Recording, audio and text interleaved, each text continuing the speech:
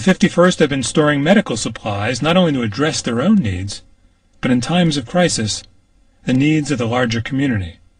The supplies that we've been gathering for 5 years now, and we're getting to have a pretty good supply base of medical supplies. You can get it at the local drugstore.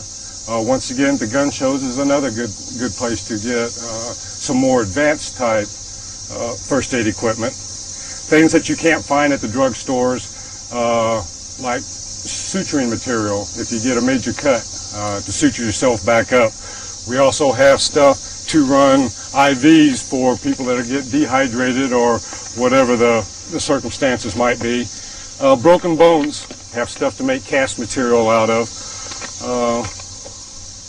Some of the other equipment that we don't have here, we have complete burn blankets, small surgical kits to take care of minor surgeries, saline solution, scalpels. Not only have we collected supplies for first aid and medical, but we've also got into the dental aspect of it also. We have equipment to fill cavities on a temporary basis, the tools to pull teeth.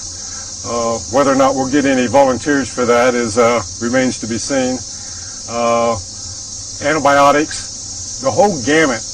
When it comes to the medical side, we're trying to get as much and be as prepared as we can possibly be in that aspect. But medical is more than supplies. It takes people and training. We strongly encourage everybody in the 51st to take a CPR and first aid class. Within the 51st, we have several registered nurses, several EMTs, and a few people that are going to school right now to be nurses.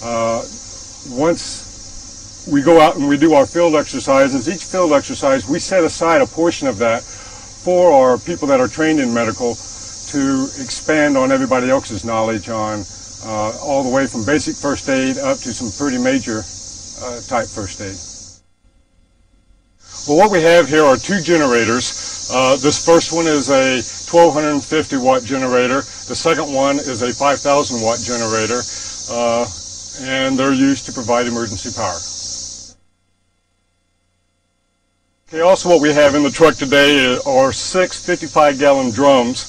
Each one of these drums have either diesel fuel, kerosene, or gasoline in them. The first set here is diesel fuel. Use that to run in any farm equipment you might have. Some of the other generators that we have run off of diesel. It's a little bit more economical to run a diesel generator than it is a gasoline generator.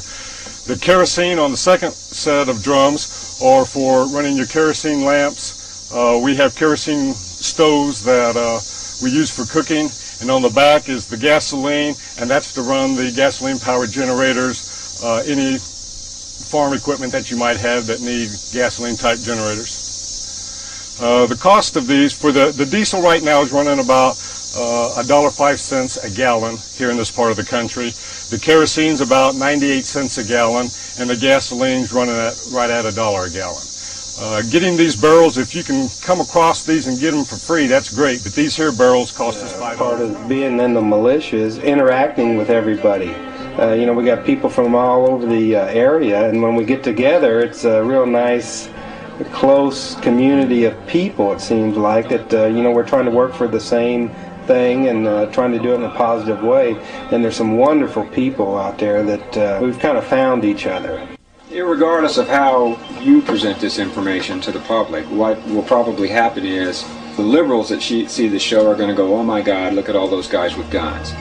All the conservatives who see this show are going to go, hey, that's nice, I wish I had one of those. Even Thomas Jefferson said all citizens should have a firearm, and only honest citizens, because we're not responsible for crime. We're not the problem here. Yeah, the government's going to watch this. They've watched us on television many times. They've been to our meetings. They know us. We've met with the FBI and the BATF. They know that, yeah, they could probably whip us in a straight-on confrontation. But we'd be a lot more trouble than we were. And as long as there's millions of us out here who are a lot more trouble than we'd be worth, then we're safe. And they're not going to kick in my door and try to take my guns. Those people that feel threatened by us in the militia, it is my wish and sincere hope that once they watch this show, it will change their perception of what the militia is and see us for what we truly are. everyday common citizens who want to serve their country. So in the end, what is the Missouri 51st Militia really all about? Are they simply trying to recapture the true spirit of America by preserving the Founding Fathers' ideals of a nation willing to fight for life, liberty, and the pursuit of happiness? Or is it politics, individual rights, and gun control? Maybe it's a little bit of each. The 51st insist they're not preparing for an armed confrontation with the federal government, or anyone else for that matter. They just want to be allowed to keep the rights they already have, and be prepared for any catastrophe, natural or man-made, that may occur in the future. I don't like the direction the people who are running our country go. I love my country.